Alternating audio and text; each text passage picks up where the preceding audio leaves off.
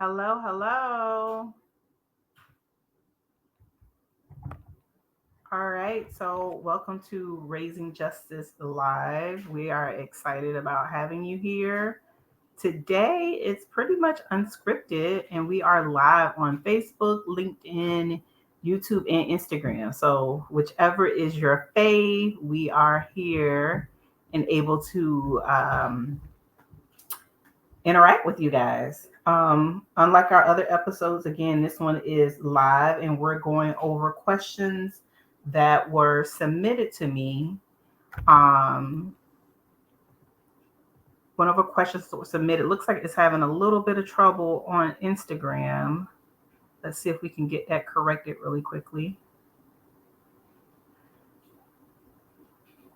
Let's see. Oh, well, it looks good on my end.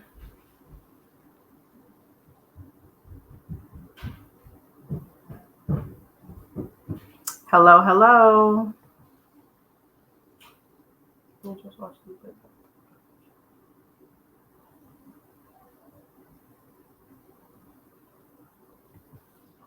Yeah, just making sure it's caught up. It's saying here that it's struggling, so it looks like it's now caught up. All right, so come on in. I see we got a couple hearts already. Thank you, thank you, thank you for just taking the time and really just hanging out with us really quickly. We're not going to be long. It's Sunday evening, but we wanted to provide an opportunity to get some live interaction with everyone um, as we continue to talk about the book. So I'm going to share and tap in for everyone to get on.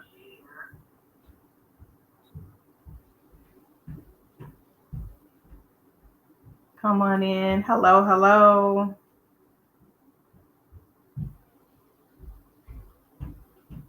All right, so we're going to go ahead and get started. I'm just going to start talking about some of the questions that have already been submitted to me, either about the book or about something that we heard um, or messages that were sent in from the podcast. Um, Hi, Shakita. Thank you for joining. I appreciate it. Um, and it looks like it's like answering from everywhere. But thank you for joining. So we're going to talk about some of the questions that were submitted to me. Today is very unscripted. I hope everyone's Sunday is going well. Justice is fresh back from Korea. Maybe we can kick off talking a little bit about your trip and how that went. Pretty exciting to have your dream trip, right? That was kind of like your one of your dream trips. Yeah, no, it was definitely very surreal. I definitely didn't think I would be going to Korea that soon. So it was pretty cool. I feel like it's also interesting just being in a foreign country where it's like really foreign. There's not much of anything that I knew a lot about. And also it just doesn't mirror America a lot. So yeah, I feel like it was a really good experience and I really enjoyed myself. I enjoyed having that much time to be in a different place as well. I think it was just an overall great experience. I'm happy to be back home, but I'm so happy I went as well. I think it was a really good time. Awesome, awesome, awesome. So, Justice, a lot of the questions that were submitted to me were really directed towards you. Somebody got a little snub there. I had a few questions, but a lot of people were really interested in kind of your life, what's happening with you. They kind of, again, questions about where are you now as far as in terms of now that you have graduated, what does that look like for you? What are some of the fun things that you're doing? How is school going? All of that other type of stuff. So maybe tell our guests a little bit about what's going on with you. Yeah, I mean, there's a lot going on. I feel like the current job that I have is very interesting, very nice, very great. I mean, it's definitely a job that I kind of wanted outside of graduation from FAMU. So I work for the Land of Magic now. That's a new and improved thing in my life. I'm also starting my master's degree, and I'm hoping I'm not going to say too much about it because it's very new and fresh, and I honestly don't feel very confident. But that is something that I'm doing right now, and yeah, I think that's pretty much it when it comes to like being home. That's kind of the reason why I am back in Orlando. So yeah, I feel like there's really not much else new except the school and the work thing. So yeah, I mean, it's been great being able to be graduated and kind of out of school for a little bit, but now I'm kind of back in there. And it's been great figuring out like a new company and kind of adapting to their standards. So Awesome. yeah. Awesome. All right, so that's the checkup on Justice and where she is now, since someone did submit that question. And also, guys, you can type in right now your questions for us. It can be regarding Justice and I, our relationship, the Raising Justice book. Right now, again, we are live. We can see what you type into the comments. So if you go ahead and type into the comments your question, we can answer and respond to you live right now. So please feel free to go ahead and do that. All right. So another question that was submitted, and I guess I can kind of answer that is last week you weren't here while you were in Korea. Mhm. Your brothers were featured. I saw. And they saw that it seemed like people liked that episode and really seeing me interact with them. And so people had a chance to meet with Davion, Dorian, and Dion Jr.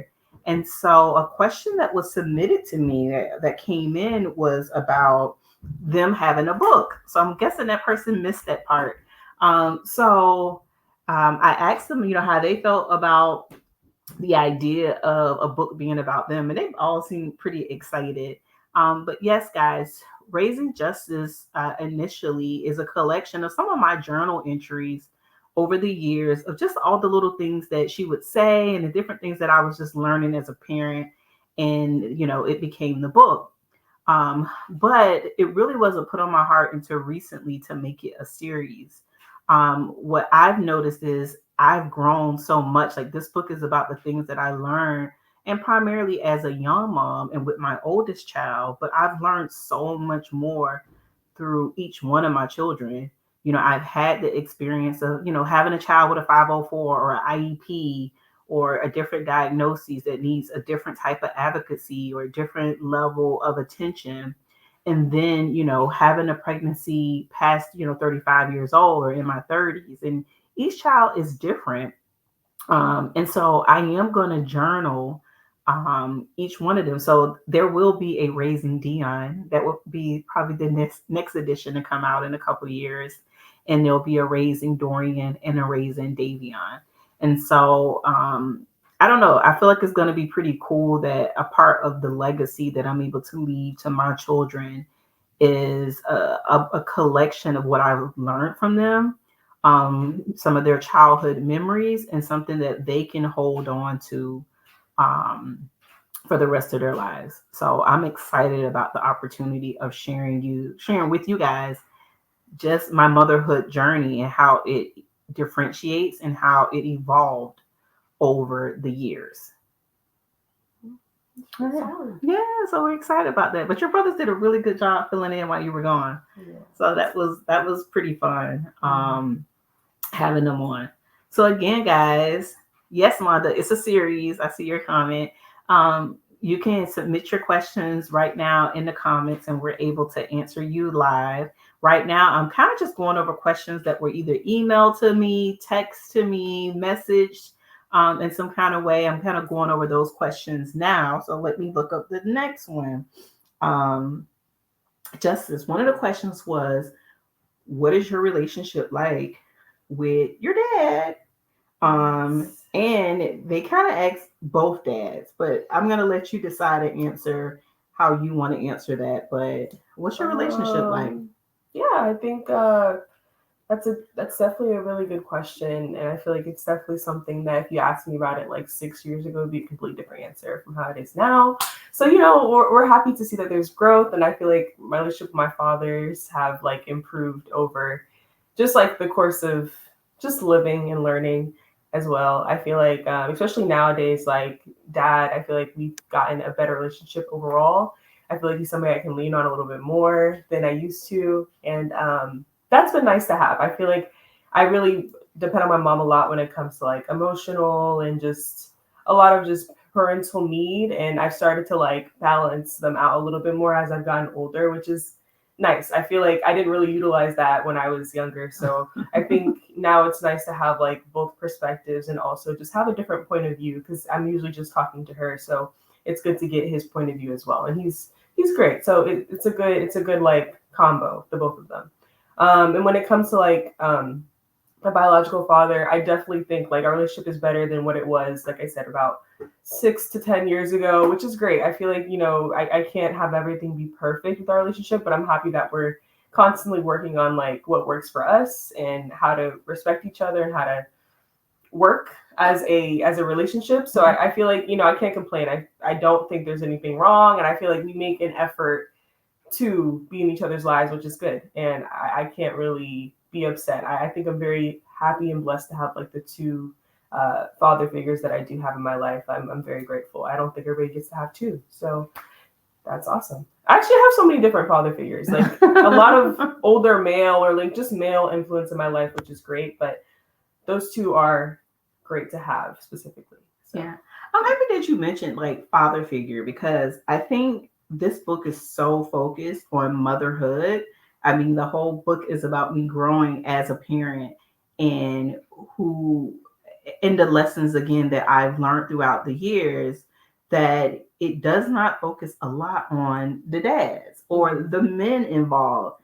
And guys, trust me, that is not by intention. Like there's no malicious intent. I'll say that to leave the men out of this story.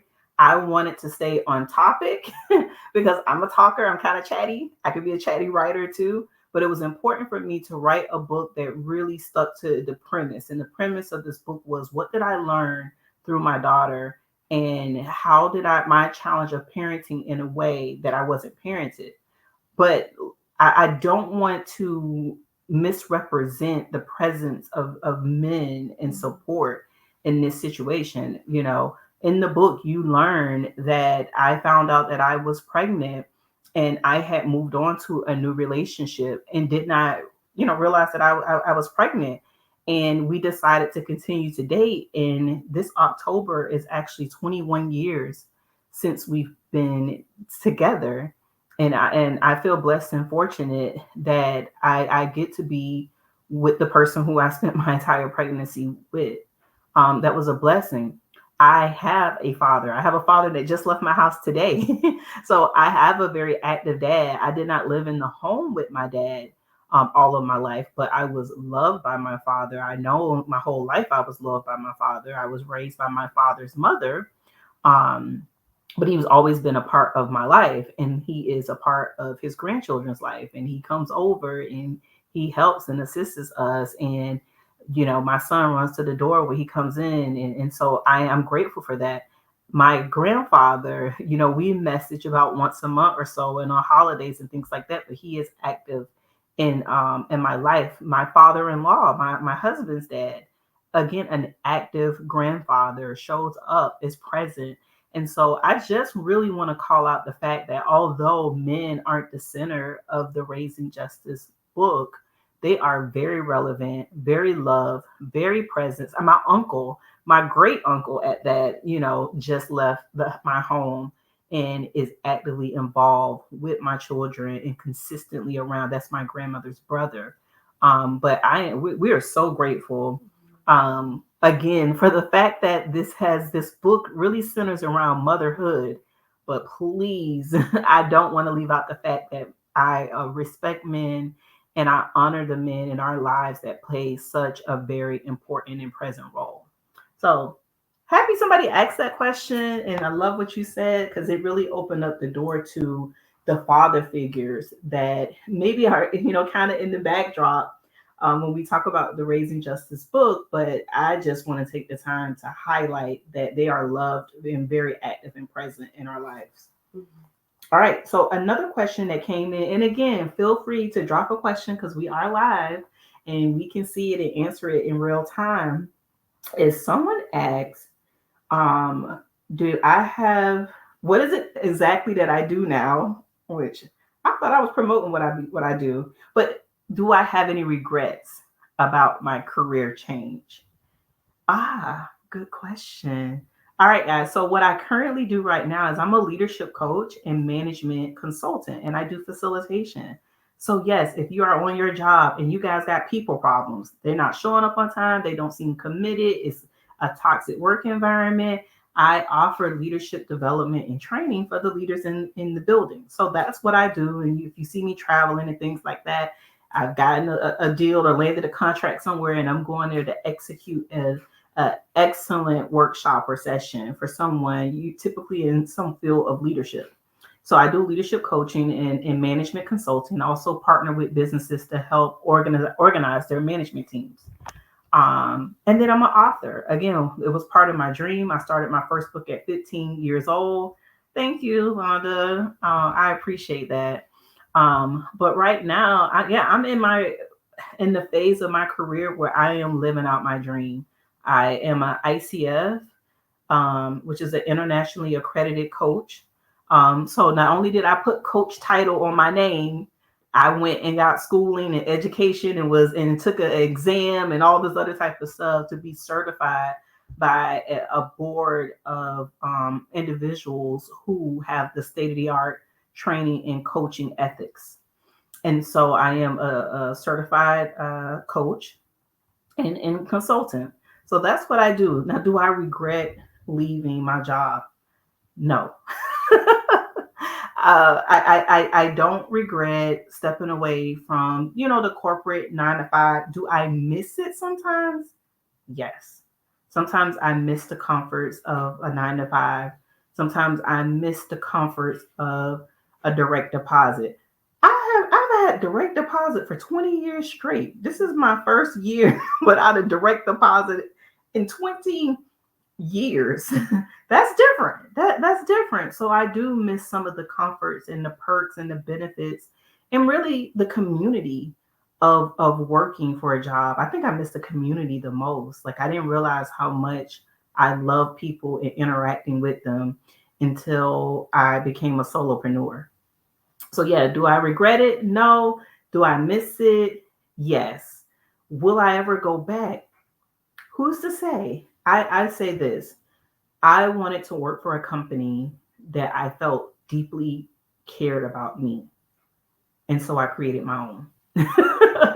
I mean, I created the company that I knew would care for me. And so I enjoy working for myself. Is there a company out there that maybe could sway me in? Possibly. But trust me, if you find out that I'm working somewhere, they were well vetted in order to get me to come in and give up my own company or to set aside my own company again. So thanks for asking that question and giving me an opportunity to share on that. No regrets, but sometimes I do miss the stability of it. All right. So if there's any other questions, you can definitely drop them. I have like 2 more that came through. Justice, one of the questions was the relationship with your brothers. Oh, yeah. So what is your relationship like with your brothers? And maybe you can kind of say each one of them or what Yeah, I is was that like? gonna say they're not all the same. I think everybody's very different. Also, everybody's in very different age groups. So Yeah. the way that I interact with Davey is gonna be completely different from how I interact with Dion.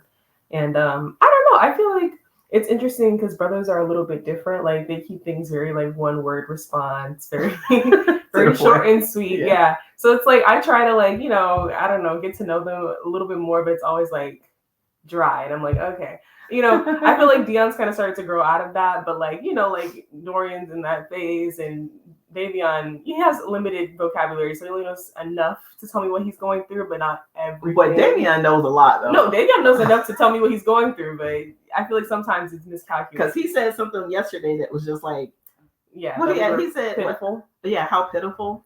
Yeah. I was like, who said that? But that's fine. I feel like all of them are very different. Like I'm starting to really grow into what our relationship looks like now that I'm back home. I feel like when I was in college for those 2 years, it was really hard to like maintain something consistent. But now that I'm home, it's like a little bit easy. Like for Davion, like, we get our little ice cream where we talk about whatever he wants to talk about, watch his little TV show. Dorian will talk about like anime and things that he's interested in now. Now he's growing up, he's starting to like find interests and like they align with mine. So we'll talk about that. And then me and Dion are starting to get a little bit more of an easier relationship because now he's at the age where he doesn't annoy me as much as he used to. So like now, did you see what he said last week about what? About you? What did he say about me? I asked him what was it like about having a big sister, and he Oh. was saying that you were cool and everything. And then I asked him the pros and the cons, and then for the cons, he's like, they always seem to be annoyed. I'm like, Okay. I can explain that. It's just like sometimes I just that's like the only way emotion shows up on my face for him. And like that's how it is. But it's all love, and like that's like the consistent thing with all of them. Like I love all of them very, very much. Like that's partially the reason why I'm back home. Like I miss them. And I really want to make sure that like I don't know, I feel like siblings, like just certain relationships are really important in life. And I really want to make sure like they know that I'm somebody they could lean on if they needed anything. I care, I pay attention. Like I try my best to show them that I'm here. I'm an option. If you need anything, like our parents are great, you can talk to them, but I'm here as well. So that's like the main thing that I try to make sure is present with our relationships. But yeah, if I look like I'm annoyed, that's just like my face. I can't control that. But you know, you can't control it, but it's just how I come across sometimes. But it's okay. Like literally, whenever I talk to them, it's literally all love. Happy to be there. Happy to see them. Even if they say something crazy, I'm still very, very happy with them. So yeah, I love all of them equally. Let's hope that they grow. I feel like that's another thing with like sibling relationships. They grow over time. Yeah. Like I used to hate Dion like really bad, and like now like I love him really like a lot more than I used to. So it's like I think things will grow and change, and hopefully when we're older, it'll be something that we can look back on and laugh about. But it'll be sibling relationships they evolve over time for sure. Definitely. All right. Couple more questions that came in. One of them was someone asked about my necklace, and I was like, "Oh my God, somebody noticed." That was somebody DM in. So for if the person that's watching that asks about my necklace, they couldn't quite make it out, but it is all of my kids' name. It's my favorite piece. I think it was like Mother's Day a few years ago. That it was gifted to me, and I wear it very, very often. But it starts over here, and then it's Justice. It says Deontavius, Dorian, and then which way is this reflected? And then you got Davion on the end. But yes, for the person that did ask about the necklace that I was wearing, yes, it has all 4 of my kids' name on it, and it's my favorite piece of jewelry. For the person that asked. All right, so then one of the other questions that was asked is, so what's next for you guys? Justice, kick it off. What's next for you? That's a good question. I feel like, I'm at that age where things are not fully determined yet. Okay. But that's okay. I'm honestly going with the flow. I do want to expand my career a little bit more since I'm just kind of starting off. I'm hoping to do something fun. I'm hoping to still do fun things while I'm youthful and have the energy to do so. So for me, my next step is just to keep working, have fun, go on trips, do fun things, hopefully move and do some fun stuff as well. I want to really like explore the world, travel, move crazy places again. I always go crazy places. So my goal is to continue that. I think I will just keep that going until somebody tells me to stop. So that is the plan for me. I really don't have like a pointed plan, but I think that's like the fun part of life. You're not really supposed to have one. You're supposed to just have like goals and aspirations and just find your way there. So that's how I'm going to roll right now. You're finding your way. Mm-hmm. Well, I can appreciate that. All right. So then for me, what's next? So the next in the author category, the next thing people will see from me is my new book that I'm looking to launch in January. It's called Pieces to Peace, Overcoming COVID and Corporate and COVID. And so I will talk about my transition into full-time entrepreneurship. What were the events or the things that really led up to that decision? And I'm really going to share with readers again how, as a young African-American woman, I was able to, progress my career into a director level role for a major company, and my road kind of there, some of the things that I experienced while there, and my COVID experience, which most of you guys know, especially if you're my friend, that I was hospitalized for 7 days on oxygen treatment for 3 months, recovering from COVID. And in that quietness and stillness of that recovery, God really just started to speak to me about, am I living my true purpose, or are my actions fully aligned with what I really want to do? And what it began was the thought process to really re-examining, yes, it feels good, yes, it's a lot of money, yes, all these things are good, but is it what you're supposed to be doing? And so I really kind of walk the reader through again my rise in corporate America, the stillness of that COVID recovery, and then my final leap um, from corporate America into entrepreneurship. But again, it's called Pieces to Peace: Overcoming Corporate and COVID, and it's due to release in January. So I am working on that. I'm in the editing phase of that book and trying to piece all the good final details together for that. And then I guess what else is next for me is really continuing to scale my business. I have some contractors that are signed on for me with me, and always looking to invite more contractors to collaborate with as we get larger contracts and really help develop the leaders of the world.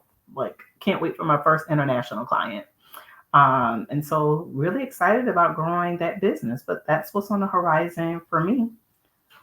All right. So, Justice, do you have anything else you want to share with our guests as we wrap up? This is my first podcast that I have done, and it's been a really good and exciting experience.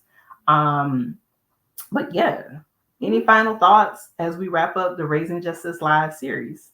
I think this has been a really fun and interesting experience. I didn't know if I was much of a talker, but this shows me that, I can talk for a amount of time and not look crazy. So thank you guys for tuning in and listening.